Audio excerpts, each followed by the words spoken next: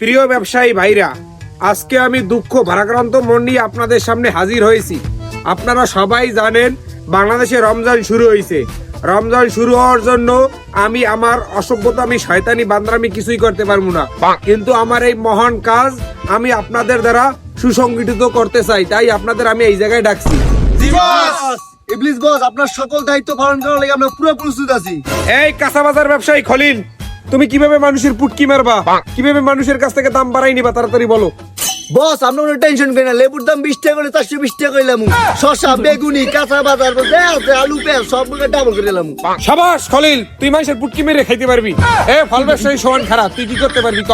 তা আপনি কোন টেনশন করেন, আমি যে বড় সেদার আমি কেজি 120 টাকা বানাম 420 টাকা।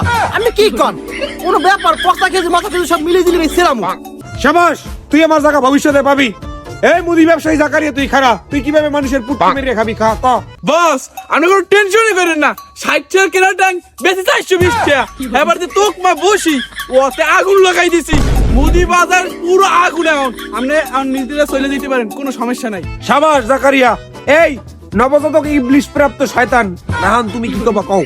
গুরু, সবাই তো একটা না একটা প্রতিশ্রুতি দিয়েছে, তা আমিও চিন্তা ভাবনা করছি যে মনে করেন মসজিদে যেগুলো নামাজ পড়তে যাবে প্রত্যেকটার হোগে আঙ্গুল দিয়া নাউল গাছের মাথায় উঠে গিয়ে ডাবডুব পাড়াই খামো। সাবাস, তোমরা প্রত্যেকটাই আমার মন জয় করছো। রোজা শেষ হইলে তোমাদের প্রত্যেকটারে নিয়া পুরো বাংলাদেশের পুটকি মেরে আমি খামু। জয় ইবলিশের জয়।